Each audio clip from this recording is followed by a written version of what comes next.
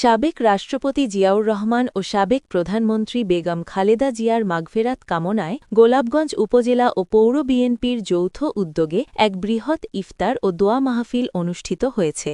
গত সোমবার Golapganj MC academy মাঠে আয়োজিত এই ইফতার ও দোয়া মাহফিল অনুষ্ঠিত হয়। ইফতার মাহফিলের আগে অনুষ্ঠিত আলোচনা সভায় গোলাপগঞ্জ উপজেলা বিএনপির সভাপতি নোমান উদ্দিন মুরাদের সভাপতিত্বে ও গোলাপগঞ্জ পৌর বিএনপির সাধারণ সম্পাদক নজরুল ইসলামের সঞ্চালনায় প্রধান অতিথির বক্তব্য রাখেন সিলেট ৬ আসনের এমপি ও জেলা বিএনপির সাধারণ সম্পাদক অ্যাডভোকেট এমরান আহমেদ চৌধুরী।